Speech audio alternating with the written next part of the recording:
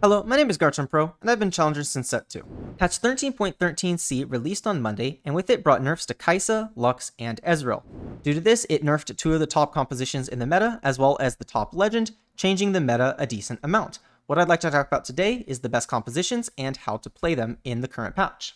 Looking at my tier list here, in S tier I have a bunch of different compositions: Kayle Reroll, Warwick Reroll, Zed and Darius Reroll, Taliyah Reroll, Akshan Reroll, Velkoz plus Sona Reroll, and Bel'veth plus Ahri Fast 9 are the best compositions in the game. I'll be talking about all of these in more detail later, so check out those parts of the video if you want to see these. In the A tier, I've moved down to Azir plus Lux and Kai'Sa plus Yasuo compositions. If you saw my most recent video, you would have seen that these were S tier compositions. After the nerfs, they're still good, but they're not quite as good as they were beforehand, so they're instead moved down to the A tier. They've kind of been taken over by some of these reroll compositions, but these can still do very well in your games. Gwen Azir Flex is still a good composition. It's pretty high capping. It's a bit hard to hit, but if you can hit it, it's quite good. 6 Sorcerer Lux is still a pretty good composition. Lux did get nerfed to this patch, so I do think it is a bit better to play around Velkoz. That being said, the composition is still solid. I talked about this in my last video. Rek'Sai Reroll is still very solid, didn't get touched at all. It got touched because of the Kai'Sa nerf, but the Kai'Sa nerf isn't the hugest thing for the Rek'Sai Reroll composition. She was typically just a secondary carry anyways. So Rek'Sai still does quite good in the current meta, especially due to the fact that one of his worst matchups in Lux is not as good. Tristana Reroll is a really solid one-cost reroll option, along with Kayle. I will be talking about this later in today's video. I talked about Rek'Sai in my most recent video, last week's video. Kled Reroll I talked about in my most recent video as well. Kled Reroll is very strong. It actually caps higher than Zed Reroll. They're very similar because you're both rerolling Slayers on them. That being said, I do think Zed is a bit more consistent because I think Zed 2 is a lot better than Kled 2, and the Zed comp just stabilizes a lot easier than Kled. Kled you have to hit quite a bit more to be strong, but if you can hit everything for the Kled board, it's actually very strong, and a lot of times you just win the game. Ionia Karma plus Yasuo, still a good composition. Nothing on it got touched. Aphelios Gwen is actually a new composition I've added. I think it's a really good board. If you can get to fast 8, play around Aphelios plus Gwen. Really strong composition. It's a bit expensive, a bit hard to play, but if you can get to it, it's really powerful. I'll be talking about that in more detail today. And then I have Shadow Isles Gwen as well. Had that in my most recent video. A- tier is a bunch of other compositions. I've talked about these all in previous videos outside of Riftwalker Kassadin, which I will be talking about today. These are all compositions that can do well if you high roll into them, but if you don't high roll them, you're going to bot forward them. The S and A tier compositions are going to be a lot more consistent, but on a high roll, the A- tier compositions are all going to be very good. The B tier compositions are not great. If you really high roll these, you can definitely do well. They can definitely do something, but they're not the greatest compositions ever. And the C tier compositions, I just would not recommend playing. These are just not very strong. Next, I'd like to go over my current legend tier list. After Ezreal got nerfed, it's opened up space for a lot of other legends to shine, so the tier list has shifted around a good bit. If you want to see a bit more detail as to how to play all these legends individually, I highly recommend checking out my most recent video, as I talked in more detail as to how to play all the legends there. In S tier, as the best legend in the game, I have Poro. I think Poro is just really good. The best legends in the game are non-legend augments. Stuff like long distance pals is just really broken right now. So Poro enables you to high roll into something like that, or like a Noxus Crown or a Shrima's Legacy. That are just really powerful. So Poro is, I think, the best legend in the game. If you're good at playing flexibly, highly recommend playing Poro.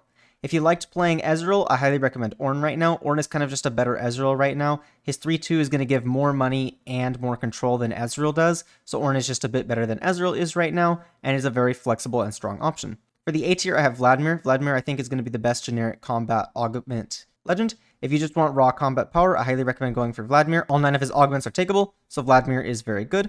Urf is another strong legend as well. Urf is really good due to the fact that a lot of different emblems are really strong right now. Something like a Slayer emblem is going to be really strong for Zed Reroll. Something like a Noxus emblem for Noxus Reroll, or even something like an Ionia emblem is still very strong.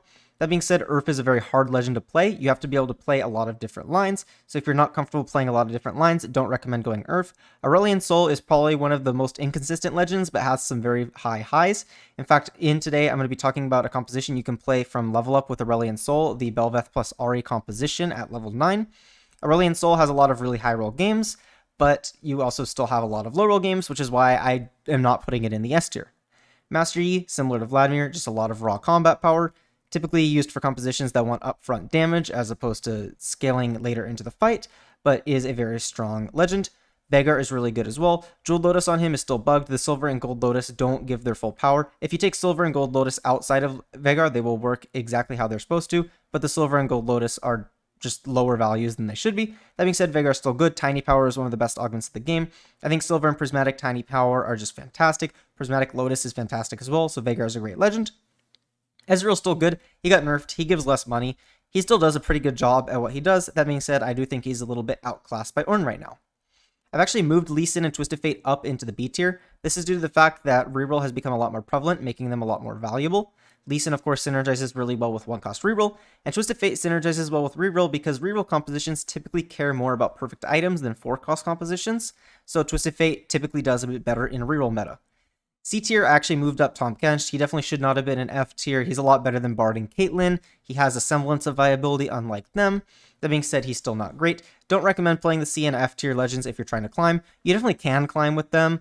Like, people have climbed with these legends. That being said, you're just going to have an easier time if you play the S or A tier legends than the C or F tier legends. So definitely recommend sticking to the S and A tier legends. But I think all the S and A tier legends are quite good. Personally, I'm playing Poro right now. The first composition I'd like to talk about, and what I think is currently the best composition in the game, is going to be Kayle Reroll. I thought that Kayle Reroll was a top 3 comp before the patch, and after the other top 3 compositions, being Yasuo Kai'Sa and Azir Lux got nerfed, Kayle is kind of left on top alone. The idea of this composition here is you're going to be wanting to roll on level 4 and level 5. You're typically going to be playing a board like so here, with 3 Demacia, rerolling for Poppy 3, Kayle 3, and then potentially Maokai 3 as well. And then once you hit your 3 stars here, you want to throw in a Yordle. Now you're going to have in 3 Yordle, and you're going to be able to get Poppy 4. She's going to be really tanky, do a bunch of CC to the enemy team.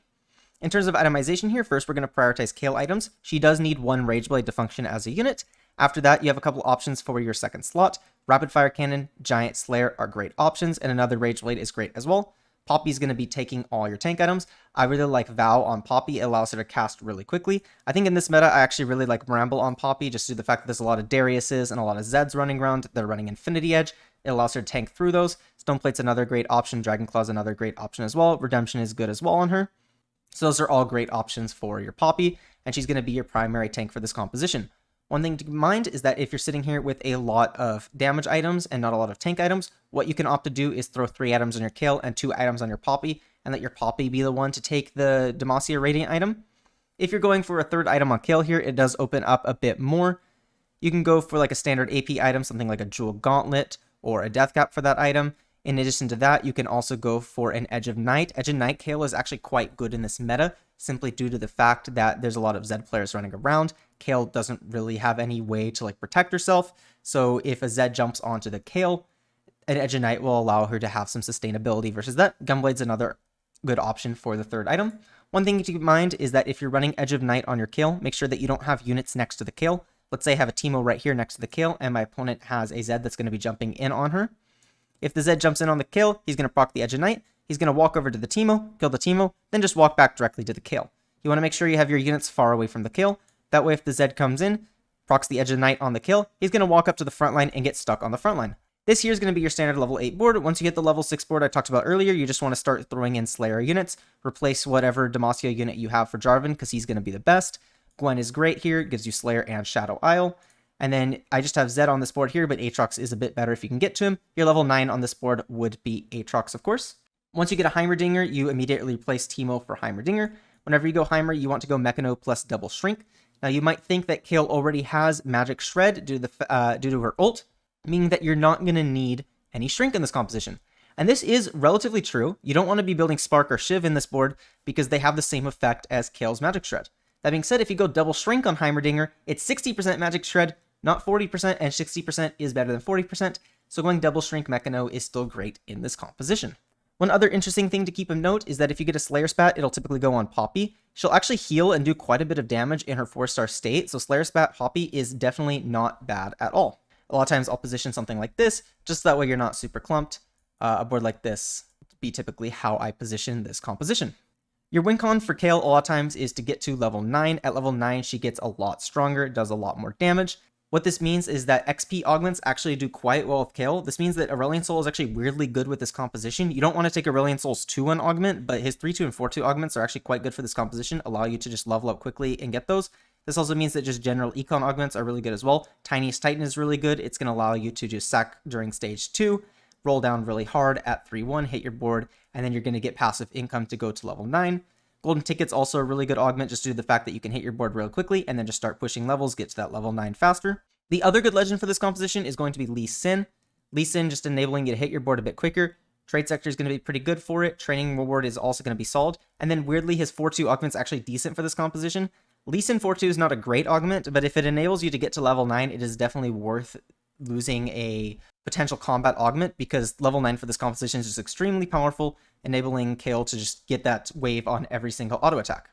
In terms of other itemization, spare tank items can go on your Maokai, spare AP items can go on your Gwen. A lot of times you cap out by having an itemized Gwen too as a secondary carry with your Kayle. They'll just have a lot of frontline, they'll do a lot of damage together. A lot of times I like to have them on the same side, that way the Kayle can magic shred for the Gwen, so that way the Gwen does a bit more damage. And a lot of times you'll just burst through enemy teams. If you can get to level 9, this comp will oftentimes just straight up win the game. And it's really stable in the mid game with the board I showed earlier, so it's just really, really powerful if you manage to hit. The next composition I'd like to talk about is going to be Ravenous Hunter Warwick. Now this composition should only be played if you have the Ravenous Hunter augment, but if you have it, this comp is very, very strong, and if you can get to the Warwick 3 with perfect items, a lot of times you will just win the game. One thing to keep in mind is that the itemization for this comp is very, very specific. If you don't have perfect items on your Warwick, a lot of times you will just bot 4. This means that if you don't have at least 2 of the components you need at 2-1, you should not even consider playing this comp. That being said, the best items for Warwick are first going to be Quicksilver. Warwick needs Quicksilver to be a unit, and then he's going to need healing. Bloodthirster is going to be the best, however Hand of Justice is somewhat acceptable. I don't love Hand of Justice just due to the fact that it's not quite enough healing. That being said, if you have something like Cybernetic Leech in order to supplement it, Hand of Justice is completely fine. And then the final item needs to either be Rage Blade or Rapid Fire Cannon. Rage Blade is a bit better, but Rapid Fire Cannon is definitely acceptable, and I've seen it do well. Instead of the board here, you're typically going to be rolling at level 6 for Warwick 3, and then once you hit Warwick 3 at level 6, you can start pushing levels. Level 6, you'll just typically drop the Kai'Sa and the Yasuo, and then just play a different Zon unit instead of the Urgot here. While you're rolling for Warwick 3, you can also potentially go for Kalista 3. If you get a Kalista 3, Rage Blade is a great item for her, Giant Slayer is great, Jewel Gauntlet's great, Hand of Justice, Gunblade, and Guardbreaker are all great options as well. So Kalista can hold those and be a really strong secondary carry. That being said, you don't even need a secondary carry in this composition a lot of the time. Warwick can solo carry a lot of your fights. In terms of the board right here, if your Zon sucks, you can drop the Urgot. The best Zon is typically going to be Robotic Arm. If you have Robotic Arm, you generally want to keep that on the Warwick. The rest of them are a bit eh. Do note that Virulent Plague does not work with Warwick, so if you have Virulent Plague, don't put it on the Warwick, it's not going to do anything. If you have a Challenger +1, you can drop the Urgot here for 8 Challenger, going to be really strong, allow Warwick to stack really quickly and do a bunch of damage. Another good option for this composition is a Juggernaut +1. If you have a Juggernaut +1, you can simply just drop the Urgot and play for Juggernaut 6 Challenger. Another variation that you can play if you have the Juggernaut +1 is simply just drop out of 2 of the Challengers here, so typically like the Samira and the Kalista here, and just play into a 6 Juggernaut composition like so. This is going to be really strong. You can go like Juggernaut on your Yasuo. It's going to make Warwick extremely tanky. If he has that Bloodthirster and starts stacking up with his Ravenous Hunter, he's not going to die very easily. In terms of the best legend for this composition, I just have Poro. Ravenous Hunter, not a legend augment. You have a higher chance of hitting it if you have Poro. The good augments for this composition as well are just typically not going to be legend augments. You want stuff like Cybernetic Leech to allow Warwick to sustain longer, stuff like Juggernaut and Challenger +1 to help cap out your composition. So Poro is just generally going to be the best legend if you want to play this comp. The next comp I'd like to talk about is going to be Zed Reroll. The idea of this comp here is you're going to be wanting to stay on level 6, rolling for Zed 3, and then potentially Kled 3 and Katarina 3. Of course, your level 6 board will just be this minus the Gwen. The idea of this composition here is Zed is going to be our primary carry, and then we're going to be running 3 Ionia to support him, as well as Kled and Katarina, of course, to support him with the Slayer and the Rogue. And then we're just filling out Darius here because he fills out the synergies quite nicely. Once we start pushing levels after we hit the Zed 3, you're going to want to potentially stay on level 7 for Katarina 3. Kled 3 is not that important in this composition, but Katarina 3 is quite good, so you can stay for level 7 for Katarina 3. And then once you hit that, you can start pushing levels to 8 and 9 and throw in Kayle and Aatrox for more Slayers. In terms of itemization here, the way the Ionia bonus works for Zed is it gives him bonus crit damage and crit chance. What this means is we want to make sure his abilities are able to crit to maximize that. So Infinity Edge is going to be his most important item. Then we're going to have +2. Slayer does give us healing. However, the healing from Slayer is only 15%, which isn't a lot. So we typically like to have another healing item on him, typically either a Bloodthirster or a Hand of Justice. I really like Hand of Justice just due to the fact that it synergizes really well with Infinity Edge, gives you more crit chance. The most popular final item for Zed is going to be Titans. That being said, there are a few other options you can go as well. Something like a Deathblade should be fine as well. You could even go Bloodthirster plus Hand of Justice is fine. Something like a Giant Slayer is also acceptable on your Zed, and a Quicksilver is also okay too. In terms of other items, Katarina typically is going to want healing +2, so either a Hand of Justice or Gunblade is going to be best for her, and then she likes Spark as well, is one of her other best items, just allows her to proc into the backline, start sparking down the backline, and kill them a lot quicker. Jewel Gauntlet's going to be really good, so one build that you can go for is going to be Hand of Justice, Jewel Gauntlet, and Spark. This is a really strong build just due to the fact that Hand of Justice and Jewel Gauntlet are going to synergize really well, and this is going to allow her to do a ton of damage. You can, of course, go the build I showed earlier with the Titans as well. Titans goes well on her, Gunblade goes well on her, Deathcap goes well on her. You could even go something like Double Hand of Justice is also strong. In terms of this positioning here, I actually have Zed and Katarina on opposite sides. There's a reason for this, and it's due to the fact that we want them to actually get targeted first. This is due to the fact that we want them to be able to rogue proc immediately onto the enemy backline and potentially kill their carry at the start of the fight. So we have them on the outsides because people will typically put their carry in the corners, allowing them to hit the Katarina and the Zed immediately. We have the Zed and Katarina on opposite sides. That way both of them have the chance to proc onto opposite sides and hit the enemy no matter what corner they're in. Typically, you want to make sure that your Zed is on the same side as the enemy carry because he's a bit more reliable and he's a primary carry unlike Katarina. That being said, if the enemy carry is on the left side here, the Katarina can easily proc onto it and kill it. But definitely think about swapping the Zed over to the correct side and Katarina to the other side if the carry is on the left side here. In terms of the best legends for this composition, there's a few different options for this. Urf is really good due to the fact that it's going to enable you to hit Slayer Spat. Slayer Spat is fantastic for this board, just due to the fact that you can get +1 Slayer, hitting 4, 5, 6 Slayer quicker. Really, really powerful. That being said, if you're playing Urf, you should be being flexible and not just forcing this composition. If you want to force this composition, a really good option is going to be Twisted Fate, due to the fact that it's going to enable you to get your perfect items every time. So Twisted Fate is definitely an option if you just want to force this. And then another option for this is actually going to be Veigar. It enables you to forego the Infinity Edge on your Zed if you have Jeweled Lotus. And then Tiny Power is also quite good for this composition as well. In terms of final itemization, you can throw spare AD items on your Kled and spare AP items on your Gwen, and then spare tank items on your Shen. Shen can theoretically be any Ionia unit, but he's generally going to be the best just because he's the tankiest, and we just want to make sure that we have units that can survive to give Zed some time to kill things. One other thing I've seen people do is they'll actually move all their units back like so, just to guarantee that the Zed and Katarina are the first ones hit. It is a little bit weird because then the rest of your team has to walk up, so they're losing a bit of time. So I don't know how much I love it, but that is an option that I have seen people go for. The next comp I have is going to be Noxus Darius plus Katarina Reroll. Whenever you play this composition, you're going to want to roll down 3-2 at level 6 for Darius and Katarina for a 6 Noxus board because you want to start winning rounds and getting those Noxus stacks immediately. Then at level 7, I like to put in a Juggernaut for my Darius. Typically, it'll be either a Set or a Warwick because they're not very expensive, and I'll play a board that looks something like this, usually just a Samira over the Scion at level 6.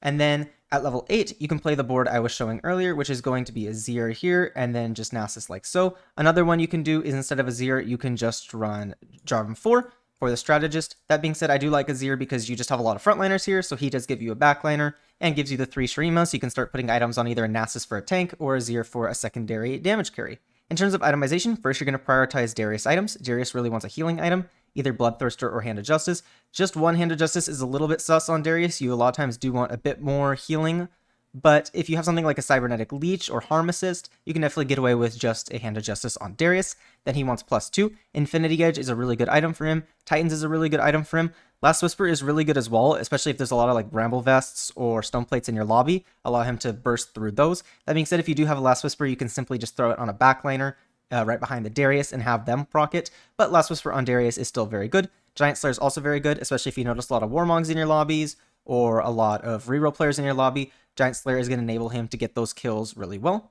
One build that does really well on Darius is going to be Infinity Edge, Bloodthirster, and Hand of Justice. Really like this build. Infinity Edge and Hand of Justice have really good synergy. Hand of Justice allow you to crit more, and then Infinity Edge, of course, wants you to be able to crit. So this is just really good. Darius is going to survive really well and be really strong this way. Katarina is going to be your secondary itemization. Katarina typically wants a healing item +2. I really like Hand of Justice plus Jewel Gauntlet plus Spark. You can also do the build I was showing earlier with Hand of Justice, Gunblade, and Titan. That one's going to make her really tanky. That being said, if you want your Katarina to do a lot of damage, you can simply go Hand of Justice plus Spark plus Jewel Gauntlet. This build's really good. In addition to that, you can also go like a Death Cap is also another really good option. Even something like a double Hand of Justice is really good. So Katarina is typically just going to be taking your spare AP items, while Darius is taking your AD items. I really like to put my Darius and my Katarina next to each other like this. That way they're not taking the initial fire, but they don't have to walk up. and that way they can also burst through targets quickly together. A couple of variations to keep in mind if you have a Noxus emblem, because there's a lot of different variations you can do this with this composition if you have a Noxus +1. If you have the Noxus +1, the easiest thing you can do is simply just put it on the Azir and then drop one of these Noxus units right here. Typically would just be the Kled from this board right here, and play this like so. And then you can simply just put, whatever AP items you have on Azir and have him as a tertiary carry. Another variation you can do is you can actually reroll Zed along with this. So you can throw your Noxus emblem on Zed, and you can use items similar to the ones we talked about in the Zed composition. We could go something like an Infinity Edge plus a Bloodthirster, and have a Zed 3 as a tertiary carry as well. This is going to be really strong, so I do like Zed here as well. One other variation you can do if you're contested Darius and you don't think you're going to be able to hit is actually go for a Noxus Yasuo. You can go for Yasuo and actually put your Darius items on Yasuo, and this is going to fit really nicely because you can simply just run Samira with the Cassiopeia, and this board here should fit quite well. Right here, this would be, a nice level 7 board. You can drop out of the Nasus and instead go into 3 Ionia, so we can drop the Shen right here, and then just play another Ionia unit. Typically would just be the set, gives us the Juggernaut, and this would be a good level 8 board if you want to pivot into the Yasuo because you're contested and don't think you can hit the Darius. One thing I did forget to mention is that if you're playing the Zed variation, make sure you have Kled in because Zed is going to want the Slayer. There's also another variation you can go for where you actually go Gwen in this as well with a Noxus spat on your Gwen. Typically Gwen will want a healing item, so I really like a Jewel Gauntlet here. A Hand of Justice, and then you can go a damage item like a Jewel Gauntlet. A build like this is going to be really good for Gwen. The Noxus is going to enable her to do more damage and be tankier. If you're going to be doing this, make sure that you have a Shadow Isles unit in, and then you typically want Kled in as well for the Slayer, because Gwen fits in really nicely here for Kled. So you play something like this, and then just put in a Shadow Isles unit, like so, typically just a Senna. And this can be your board right here. If you hit like an early Gwen 2 and have AP items, or maybe you have a Noxus emblem and don't think you can get to Katarina 3, a Gwen 2 is going to be better than Katarina 2, so this is definitely a strong option as well. In terms of the best legend for this composition, I actually think it's Veigar. Jewel Lotus is very good for this comp. It allows you to forego Infinity Edge on Darius and Jewel Gauntlet on Katarina. And then Tiny Power is also quite good for this composition. Darius and Katarina really just like the stats that Tiny Power gives, so highly recommend playing Veigar for this composition. The next composition I'd like to talk about is going to be Taliyah Reroll. Now Taliyah Reroll should only be run if you have either Double Trouble or Too Healthy. First I'll start off by talking about what to do if you have Double Trouble, and then we'll talk about if you have Too Healthy. Now, the idea with Double Trouble here is we want to be running double Taliyah, double Set. This is due to the fact that every time Set ults a unit, the Taliyahs will throw the boulders at that unit, and then the Taliyahs will also throw boulders at the units each other knocks up. So every time a unit gets knocked up, you have both Taliyahs hitting the unit that they're throwing the boulder at. When you play this composition, what you're going to want to do is slow roll at level 6, playing this board like so with the double Set, double Taliyah, just for as many knockups as possible. In terms of itemization, the Taliyah itemization is not that important. You do need to have at least 3 items on your main Taliyah and then any spare AP items on your other Taliyah, but the specifics don't really matter. Deathcap is good, Jewel Gauntlet's good, Shojin's good, Gunblade's good, Giant Slayer Guardbreaker are good as well. Blue Buff is also a good option. Really any of those are fine on either of your Taliyahs, and then you're going to throw whatever tank items you have on your set. Spark is also a really good one to have. Love having Spark in this composition, that way you can just burst through things immediately and just pop things at the start of fight. One nice thing to keep in mind is that a lot of times you want to have Set in front of the enemy tank that you don't want to cast. So I really like to have a Set in front of the enemy Jarvan. What this will happen is Set will ult the Jarvan, CCing the Jarvan, and then the Taliyahs will both throw their boulders at the Jarvan, killing the Jarvan CC'd, doesn't get to ult, and you can kind of just eliminate that frontliner from the start of the fight. So really, really useful to do. You're going to be running this board at level 6, and you're going to hit Taliyah 3, and then ideally Set 3. Usually want to hit the Set 3. If I have like Taliyah 3 and then not many sets, I may just start pushing levels without the Set 3, but you do usually want to have the Set 3 to guarantee you have enough frontline. Then at level 7, you could simply just run double Swain, just for the extra frontline, because you have Double Trouble here, so we can just run Swain, and this is a nice level 7 right here. And then in addition to that, at level 8, what I like to do is just throw in a Jarvan like so, get in that 3 strategist, and you have this board like this. This is typically what I'll do on the Double Trouble version to play my board like so. Now what happens if instead of Double Trouble, we have Too Healthy, which is the augment that gives us HP for every 2 cost we're playing. This will still be your standard board at level 6. Playing the double Taliyah, double Set is great. You're getting Too Healthy value from all of them. And then you're going to still have the same interaction where you have the double Set ult, double Taliyah throws, and you're just doing a lot of damage. That being said, you are going to want to 3-star the set and the Taliyah. What's going to happen then with the 2 healthy variation when we hit the set and the Taliyah is we're obviously not going to get another 2-star, so what do we fill it in with? Well, generally what you're going to do is you're going to fill in the board with the multicasters. So generally you then want to throw in Velkoz and Sona. You can potentially even 3-star the Velkoz and the Sona here. And then that way your Taliyah is going to be doing a lot of damage. She's going to be ulting 3 times instead of twice every ult. So it's basically like you have 1.5 Taliyahs with 2 multicaster in, but now it's a Taliyah 3 with a lot of extra damage. And then after you put in the Velkoz and Sona, once you hit the Taliyah 3, again, you can play another set or another Swain. If you don't have the set 3, you can just run another set, or you can simply just run another Swain, play a board like so. And this is a good variation right here. Playing another set or another Swain here is actually really good because it aids you in your frontline due to the fact that it's giving you another 2 healthy proc. Again, if you run duplicates of a 2 cost, it will actually count twice for 2 healthy. So running 2 sets here is going to count for that bonus twice. And then, of course, once you start pushing levels, you can feel free to put in Jarvan as well to finish out your board like so. In terms of the best augments for this composition, again, 2 healthy and double trouble are what you should have if you want to play this board. And in terms of the best legend for this, I recommend Poro, simply due to the fact that double trouble and 2 healthy are obviously not legend augments. So if you want to be able to play this composition, you're going to have to be hitting either double trouble or 2 healthy. The Exodia for this composition is if you hit double trouble and 2 healthy, it's extremely powerful if you have both, but the comp is strong with either. The next comp I'd like to talk about is going to be Akshan Reroll. Typically, you'll play this composition if you have an early Akshan with a Deathblade or a Runons, and then you hit a bunch of Akshans at level 7 and want to go for Akshan 3 at level 7. The idea of this composition here is we're going to be going for Akshan 3 and then potentially Lissandra 3. That way we have 2 different 3 costs we can roll for. And then we're just going to be running Sejuani and Ashe to fill out the 3 Freljord and the 2 Deadeye. Nasus and Renekton to give our Akshan the Shurima. And then we're just filling in Shen because he's a great frontliner that will supplement our frontline and make a board a lot tankier. In terms of itemization, the most important unit is going to be Akshan here. Akshan's best item is going to be Deathblade plus Runons. Runons actually procs on his ultimate, so it's very good on him, and Deathblade is great, it just buffs up his damage quite a bit. In addition to Deathblade Runons, Infinity Edge is also quite good. Rageblade is another solid option as well. And then Hand of Justice, Giant Slayer, and Guardbreaker are decent options as your third item. You really should make sure you have a Runons, and then either a Deathblade or an Infinity Edge. The third item can be a bit more flexible, however. And then you're going to want to make sure you have your tank items. Typically will go on Sejuani, but you can put your tank items on Nasus if you hit a Nasus 2 before Sejuani 2, so keep that in mind. And then you're going to throw whatever AP items you have on Lissandra. Morello's really good for her. She hits in a pretty good AoE. She's going to be able to anti-heal all those units down. She really likes Blue Left and Shojin as well to make sure she casts faster. And then just raw damage in Deathcap, Jewel Gauntlet, and Archangels are also great for Lissandra. She actually aids your damage quite a bit, and she's going to help tear through the front line. One of the things with Akshan is he's typically going to be ulting into the front line due to the fact that he targets the unit on the opposite side of the board. So of course, Akshan right here, he's going to be targeting the Cassiopeia like so. What this means is that if the opponent has a frontliner, let's say it's the Swain, he's going to be hitting the Swain right here. So having Lissandra help kill those frontliners quicker is going to allow Akshan to get to the enemy carry a lot quicker. Of course, whenever you're playing Akshan, you're typically want to be putting Akshan on the opposite side of the enemy carry for a higher potential likelihood of sniping them down. When you go to level 8 with this composition, you can simply just throw in a random 5 cost. Senna and Heimerdinger are great options. If you're going Heimerdinger, you want Mechano plus double shrink. Senna's also just a great unit. Another thing you can do is you can play Cyan over Renekton and drop Renekton for Cassante. That way you keep in the 3 Shurima and play a board like so.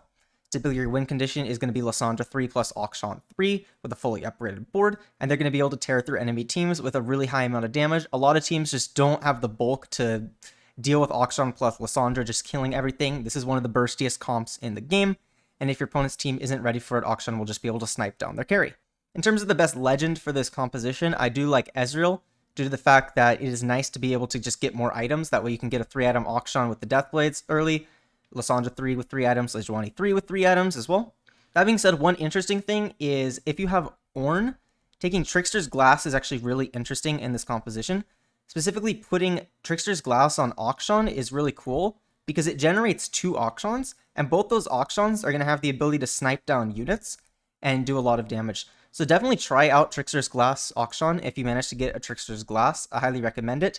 Just having 2 Akshans, they'll be able to both ult and get a kill, which just basically just removes an extra unit on the enemy team. The next composition I'd like to talk about is going to be Multicaster Reroll, where you go for Velkoz 3 and Sona 3 and just have them one-shot the entire enemy board. Whenever you play this composition, you have two options. You can either stay on level 7 to go for Velkoz 3 and Sona 3, or you can push level 8, play the board I have shown, and then go for Velkoz 3 and Sona 3 there. Both are viable options. Typically just depends on the amount of money I have, the HP I have, and the amount of Velkoz and Sona I have, as to whether or not I decide to go 8 or stay at level 7. In terms of the board right here, if you're sticking at level 7, you'll typically just drop the Taric right here. You have enough frontline with the Jarvan plus Swain plus Teemo, your board ends up bursting things down pretty quickly. The Lux is too good for the Radiant item on the Sona, and the Jarvan is just way too good. Too much CC for you, as well as giving you an extra strategist. One thing you may notice is that I have Teemo on the front line here. This is due to the fact that the comp is lacking a bit of frontline, and Teemo actually becomes mildly tanky due to the strategist shield. And the other thing is Teemo actually ults kind of slowly. He's a 60 mana unit, and this comp has pretty fast fights. So when he ults, the fight is usually like half over when he does it. However, his ult is actually quite useful due to the fact that it spreads anti-heal, which we want to spread as quickly as possible. So frontlining Teemo allows him to cast faster and spread that anti-heal onto the enemy team faster. So you definitely should be frontlining your Teemo in this composition. In terms of itemization, your first priority is going to be Velkoz. Velkoz wants a mana item, either blue buff or Shojin, doesn't matter. +2. Jewel Gauntlet, his best item for the +2. In addition to that, Guardbreaker is really good, Giant Slayer is really good as well, Gunblade is really good, and I think Deathcap is also quite good. Then you're going to want to make sure you have a couple of frontline items. Spark is definitely going to be the best item for this composition. You want to make sure you burst things down quick enough. You can go for a Shiv instead of a Spark, although I do think Spark is a little bit better. And then Jarvan, typically you'll be taking your frontline items. A lot of times though, in mid-game, I'll just put my frontline items on Swain and I won't bother to transfer them to Jarvan because Swain is pretty good with them. So you can just run the frontline items on Swain, but it is ideal to run them on a Jarvan. So if you can remake the Swain later and transfer the items to a Jarvan too, that's going to be a bit stronger. We're also going to want to have Sona items with our leftover AP items. Shojin is really good for her, allow her to cast faster. She also just enjoys flat AP. Deathcap is really good. Jewel Gauntlet's going to be good, allow her to just deal more damage. Archangels is actually quite good, allow her to get a faster first cast. Even though the fights are pretty quick, just the faster first cast is quite nice. She gives the attack speed to your Velkoz whenever she casts next to him, so getting the cast off faster is always going to be useful. You can also throw whatever spare AP items you have on your Lux. One important thing to note is that Velkoz and Sona are really good into matchups that don't have strong singular units. Whenever you're playing a board that has a lot of squishy units or just a lot of backline on it, Velkoz and Sona do really well. That being said, Velkoz and Sona do tend to struggle versus melee units, such as Darius or Yasuo. Lux is actually very good into these units, so if you see a lot of melee carries in your lobby, you should maybe think about prioritizing some Lux items.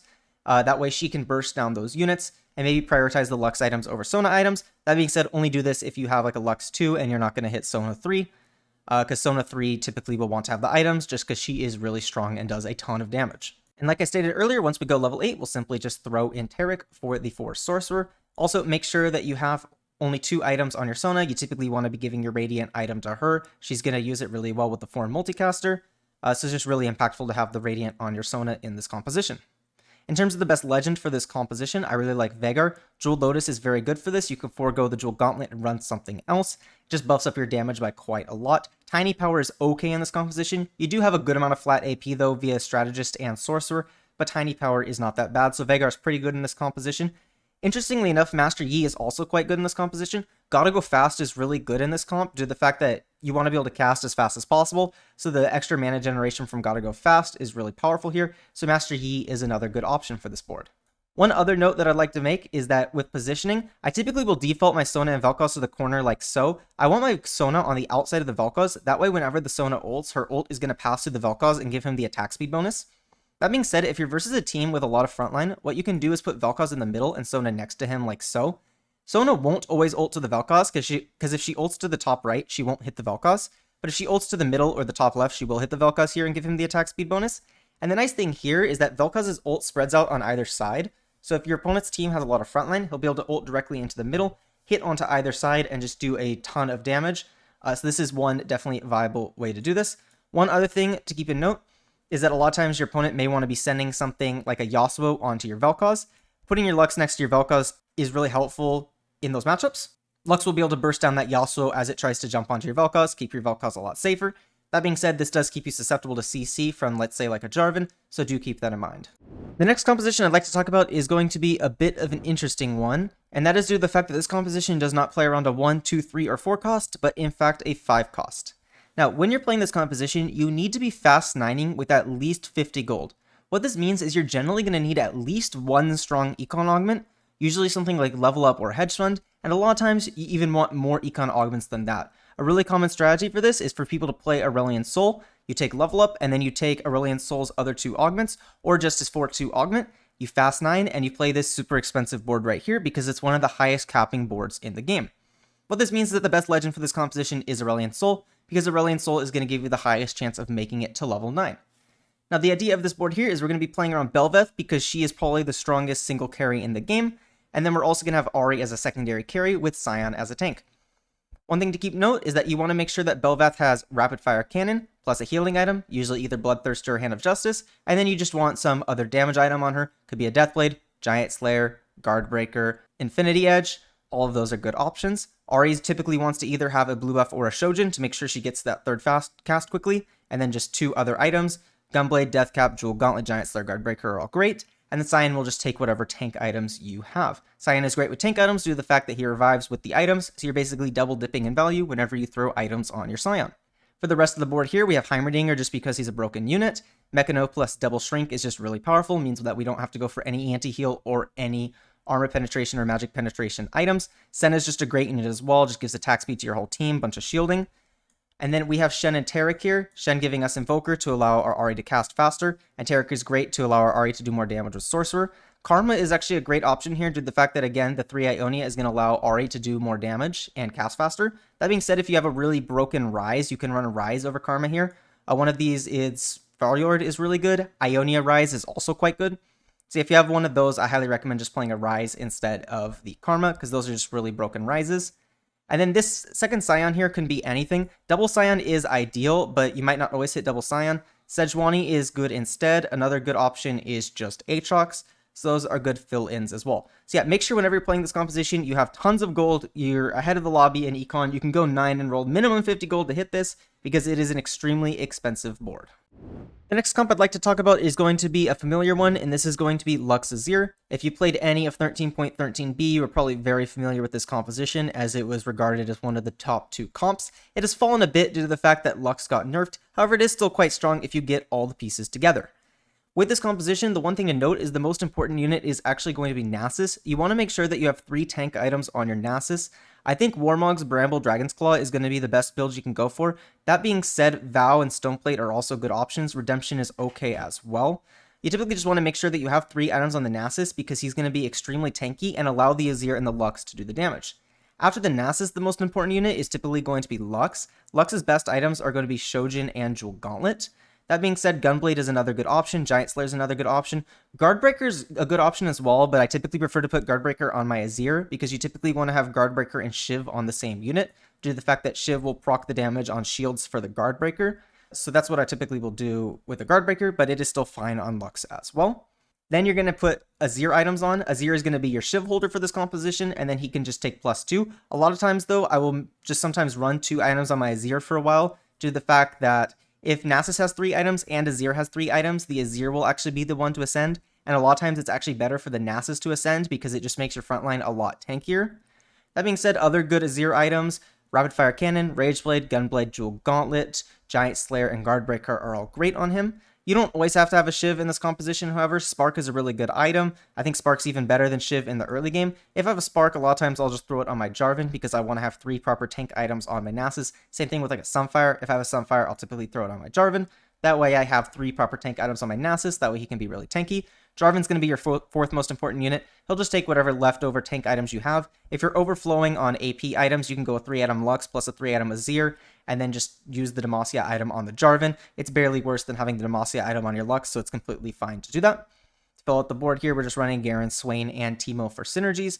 Taliyah here is filling out the Shurima. That being said, you can drop Taliyah for K'Sante. Taliyah 2 versus K'Sante 1 is honestly pretty comparable in strength. There's matchups where Taliyah 2 is actually better than K'Sante 1, weirdly enough.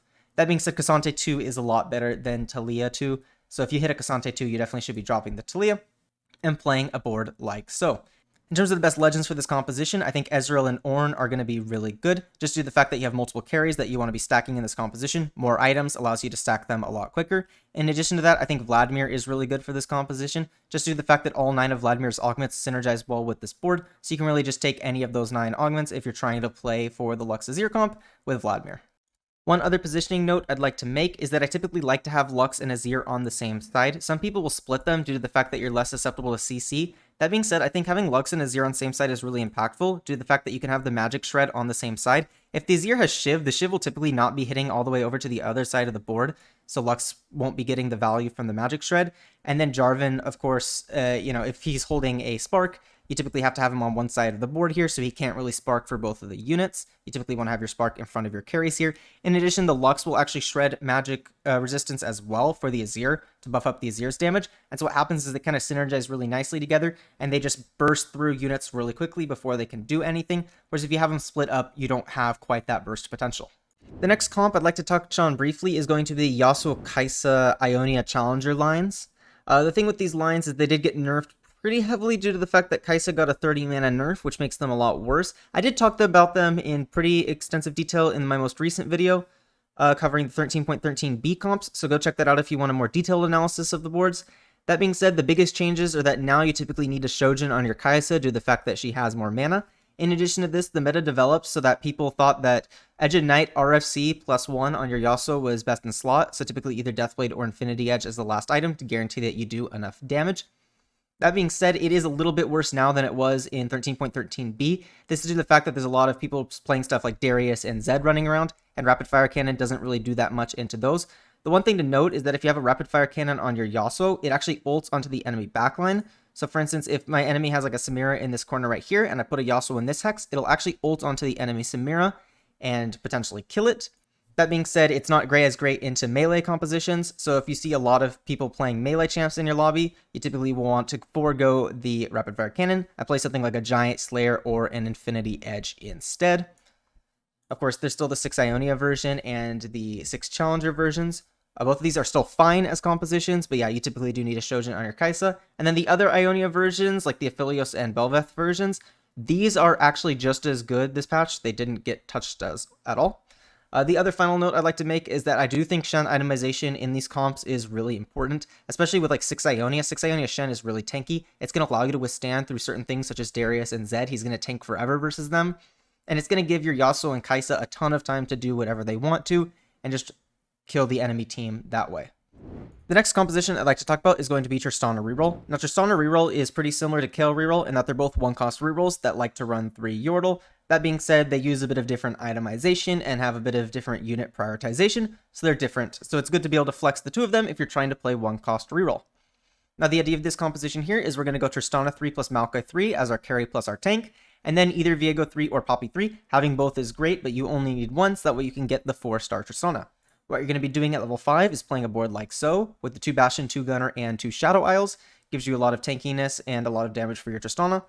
Then once you hit 3 of your 3 stars, you're going to want to make sure that you level up and you put in a Yordle. Typically this will be either Teemo or Kled for this. Now you have a 4-star Tristana and you're going to be good to go. You're going to push levels to level 8 and play a board like so with the 4 Gunner and the 3 Yordle. That being said, if you want to cap out your board, Heimerdinger is going to be better than Kled. Double Shrink plus Mechano is going to be ideal for the Heimerdinger. And then you can drop either the Jace or the Jinx for a Senna, and it's going to be a lot stronger this way. And this is generally going to be the cap of your composition. Another thing you can do to cap out your board is actually drop out a 4 Gunner here once you have a Senna, and instead play 4 Shadow Isles. This is going to be good if you have Viego 3. If you're sitting on Viego 2, you should just drop Viego from your board and play a different, high-level unit instead of the Viego. That being said, if you have the Viego 3, it's good to drop the Jinx and then maybe even the Zeri like so. Put in the Gwen, now you have 4 Shadow Isles, it's going to make your Maokai really, really tanky, and you can just throw in another high-level unit in order to cap out your composition here. You could play like a Ryze if the Ryze is good here, you could just play a Scion, because Scion's a good unit, or you could play a Cassandra here, and then looking at this board here, we have 8 units, then at level 9 just simply play 4 Bastion, 4 Shadow Isles, that's a viable variation, or you could simply just play 4 Gunner, 4 Shadow Isles at level 9 as well, putting back in the Jace and the Zeri. In terms of itemization, you're first going to want to prioritize your Tristana items. She typically wants Last Whisper +2. I think Gunblade is going to be her best item after that, due to the fact that it's going to be able to heal up the Maokai, make the Maokai live really long. Giant Slayer is really good as well. In addition to that, Infinity Edge is good. Deathblade is okay, not great if you're going to be running the 4 Gunner. If you're going to run Deathblade, I definitely steer more towards like 4 Bastion or 4 Shadow Isles, because you're not going to really want that much more raw AD. Rageblade is okay on her. I don't love it because she already has a ton of base attack speed, but it is an acceptable option. And Hand of Justice can be acceptable, but I do think that Gunblade is a lot better than Hand of Justice. Guardbreaker is also a good substitute for Giant Slayer. Then you're going to want to make sure you have Maokai items. Maokai just likes whatever tank items you have. Stoneplate's really good, Redemption's really good, Bramble, Dragon's Claw, and Warmogs are all great on him. You can throw spare AP items on your Viego if you have him, or you can throw spare AD items on your Zeri if you can get to a Zeri too. Both of those will be good, and if you're running a 4 Shadow Isles variation like I'm showing right here, you can throw spare AP items on a Gwen. In terms of the best legend for this composition, it's going to be Lee Sin, because he's going to enable you to just hit your units quicker with things like Trade Sector and Training Reward. Those are going to enable you to just hit your Tristana 3, Maokai 3, and then either Viego 3 or Poppy 3 really quickly, and just start pushing levels afterwards. The next board I'd like to talk about is going to be Aphelios Gwen. Now this composition actually caps out pretty high and can definitely win games, but it's relatively expensive, so you generally only want to be playing this composition if you're from ahead. I typically don't recommend pivoting into this composition at level 7, I typically only do it if I can make it to level 8. The idea of this board here is we're actually going to be dual carrying Aphelios and Gwen. The reason this makes sense is just due to the fact that Aphelios is going to take your AD items, Gwen will take your AP items, and then Targon is actually quite good for Gwen because 1, she likes healing items, and 2, she has Shadow Isles, and Targon is going to give her a much better Shadow Isles shield, which is going to make her a lot tankier. So for the board here, we're running Aphelios and Gwen here as our dual carries, Sejuani and Shen as your tanks. Sejuani and Shen, either of them can take your tank items. I just have Sejuani here, but Shen can take them as well. Taric fits in really nicely, gives us Targon, and it gives us Bastion. You typically want to have Sona in here for Shadow Isles. You generally don't want to be running one of the other Shadow Isle units. That's why you typically only play this composition from a high roll, just due to the fact that you generally want a Sona. You could theoretically run like a Maokai here, but it's going to be a lot worse. Or you could even just straight up forego the Shadow Isles until you have a Sona. That's acceptable as well. Ashe fits really nicely, Deadeye for the Aphelios, and then gives us Freljord for some armor and magic penetration. That being said, the Deadeye isn't that important. What this means is that if you hit a Heimerdinger, you want to replace Ashe for it, because we're really only running Ashe for the Freljord. And when you have a Heimerdinger, you can just go Mechanoke plus Double Shrink, and that's actually going to be a better armor and magic resist shred than the Freljord anyways. Soraka here is just my 8th unit that I have in, because this gives us 3 Targon, buffs up our front line a lot. Shen scales well off of Targon, Sejuani scales well off of Targon, Sena and Gwen also scale well off of Targon. That being said, the Soraka is definitely droppable. You can drop the Soraka for a strong rise if you have a good galaxy, such as Freljord or Ionia, or even Noxus is another good one as well. Scion's another great drop that you can play for this composition, give you Brawler, buff up your front line a lot. Another great one is going to be Aatrox, due to the fact that it's going to give us Slayer for our Gwen. It is a pretty decent unit. So you have a bunch of different options. This comp does scale really well at level 9, because a board like this at level 9 is going to be really, really powerful. So do keep that in mind, that if you can go level 9, this comp has an even higher chance of winning the game. In terms of itemization, first you're going to prioritize Aphelios items. Aphelios is going to want, for his first item, either Rageblade or Rapid Fire Cannon. He just wants that attack speed. Second item needs to be either a Deathblade or an Infinity Edge. And then third item has a bunch of different options. You could go Deathblade, Infinity Edge, Rudons, Giant Slayer, Guardbreaker. All of those are great. You can even go Gunblade for the last item as well. Gwen is generally going to always want at least 1 healing item. I actually really like 2 healing items on Gwen, but she generally wants at least 1 healing item. Hand of Justice is her best one in my opinion, but Gunblade and Bloodthirster are both good. For her other item, I think Titans is a really good option, just allows her to be tankier and do a lot more damage. Jewel Gauntlet, Deathcap are also great options as well for her. Again, you can throw spare tank items on your Shen in order to just have even more frontline. This is why I think that Ezreal and Ornn are going to be really good legends for this composition. You want to be itemizing multiple units here. Ezreal and Ornn are going to enable that. Ezreal just giving the items that are shown here. Ornn is really nice if you can get either Zhonya's or Death's Defiance. They're both very good on Gwen. If you get Snipers, it's also quite good on Aphelios too. So Ornn and Ezreal are just great legends for this board right here. And this board definitely has high chances of capping out. If you can get to 4 Targon with the Targon +1, it's really strong. If you can get a Shadow Isles emblem, you can even potentially play 4 Shadow Isles. Should be really good. So you can play something like this Ashe, plus then probably the Maokai, and play something like a 4 Shadow Isles if you have the Shadow Isles +1. Of course, in this spot, you could drop either the Taric or the Shen here. That would be fine. But 4 Shadow Isles is going to do really well with the Targon. The Targon's going to buff up the Shadow Isles and just make your team really, really tanky. The next comp I'd like to talk about is actually going to be Jinx Reroll. Now, you only want to be playing Jinx Reroll if you have the Robotic Arm Zon. However, if you have Robotic Arm Zaun, it is extremely powerful on Jinx, and Jinx 3 is going to be very strong and enable you to get a lot of top 4s with it. In terms of itemization for Jinx, her best item is Runons, due to the fact that her ult actually procs the Runons. And then for her other 2 items, you have a few options. I think Last Whisper and Deathblade are the best. That being said, Giant Slayer, Guardbreaker, Rage Blade, Infinity Edge are all good options as well. Gunblade is also pretty solid. Into this board here, I just have my tank items on the Sejuani, and this is one variation I have, which is just simply Sejuani Sion Shen as frontline with the Fortgunner backline to enable your Jinx to do a lot of damage, with Lysandra here just to enable the Freljord. That being said, there's multiple variations you can do. For instance, one thing you can do is simply just drop the Sion for a Vi, and then you can simply just drop either the Shen or Lysandra for 3 Piltover. So a lot of times this will just be Echo. That being said, a lot of times you can just throw up the Lysandra here for Heimerdinger. It's going to be able to give you the double shrink Mechano anyways, which is going to give you the same armor shred that the Freljord will give, but Heimerdinger is a good option here. Another one you can do is you can run Echo if you don't have the Heimerdinger, and then if we're running Echo, what we can do is simply drop the Shen here and play into 4 Zaun. This is another option. One of the things is you do need to make sure that if you're playing this, you have the T-Hex stacking early. This is just due to the fact that this board will lack frontline if you don't have a relatively stacked T-Hex. If your T-Hex has like 3000 HP, you're going to have enough frontline with this board, but if it doesn't have a lot of HP, this board is going to be relatively squishy, so do keep that in mind. There are other variations where you run 3 Freljord, so you can simply just start dropping out of the Gunners here. So what you can do is drop out of that and the Urgot, and you simply just play into the Ashe, and you play the Lysandra, like so. And you can play a board like this, and then you can even drop the Zeri here, and simply just play a Shen for even more frontline. This is another variation you can do if you want to fit in the 3 Freljord. So yeah, there's a bunch of different variations for this composition in general, if you're just playing this with Robotic Arm. That being said, if you have the 2 Healthy augment, this is definitely the board you should be playing right here. In this board here, we're fitting in 5 different 2 costs, so we're going to be getting a lot of free HP for this board. We're going to be getting a lot of good synergies for this, and this board just really comes together quite nicely and works out really well. So definitely play this board right here if you have 2 Healthy. Jinx is going to be very, very powerful with 2 Healthy, so do keep that in mind. In terms of the best legend for this composition, I do recommend Poro. That's just due to the fact that, of course, 2 Healthy, one of the best augments for this composition. Poro is going to enable that. And then the augments for this composition, it doesn't necessarily love any of the legend augments anyways. It's not really like looking for a ton of items from like Ezreal or Ornn. So Poro is just good to enable you to have the good, strong, generic combat augments. The final composition I have for today is going to be Riftwalker Kassadin. You're going to be playing this composition if you get the Riftwalk augment. Whenever you play this comp, you're going to want to go to level 6 and then roll for Kassadin 3. While you're doing that, you also have the potential to roll for Soraka 3 as well. In terms of itemization, you want to make sure you get a Jewel Gauntlet on your Kassadin to maximizing his damage, and then you want to make sure you have a Hand of Justice to give him healing as well as crit chance, and then the final item needs to be a Hand of Justice or a Guard Breaker. This means that if you don't have the items looking for this composition at like 2-1, you don't have like 2 of the components you need, would not recommend playing this because Kassadin's itemization ends up being pretty specific.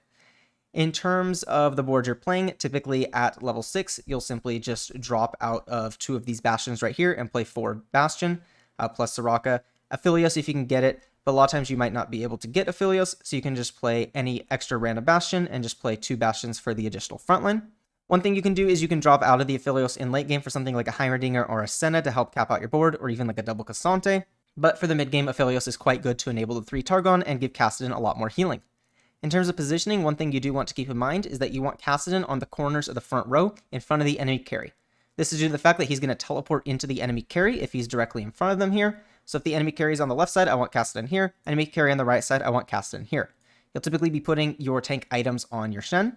One other thing to keep in mind is that Spark and Shiv are going to be really good because Kassadin is doing magic damage. Spark will typically go on your Shen, and Shiv will typically go on your Soraka. You don't need Spark on the Kassadin because if he's teleporting to the backline units typically don't have a lot of magic resist. And if he's teleporting to the front line, well, the Shen will be sitting there with the Spark in the front line, helping shred that for the Kassadin. In terms of the best legend for this composition, I just have Poro, Riftwalk, not a legend augment. You're more likely to hit it if you have Poro. A lot of the good augments for the composition aren't legend augments anyways. Jeweled Lotus is a legend augment and does allow you to forego the Jewel Gauntlet. So if you have Jeweled Lotus, you can drop the Jewel Gauntlet and go a Guard Breaker and have a build something like this. That's really the only legend augment that I think is fantastic for this composition. The rest are pretty meh. Bastion +1 is fantastic for this. If you can manage to get to 8 Bastion, it's a really, really powerful win con. If you get a Bastion +1 though, it'll allow you to hit 6 Bastion really easily. You won't have to have the Cassante, so you'll be a lot more stable in the mid game. But Bastion +2 is a fantastic win con, allowing you to get to the 8 Bastion. If you made it to the end of the video, I want to thank you for watching. Make sure to subscribe if you enjoyed the content, and I'll see you in the next video.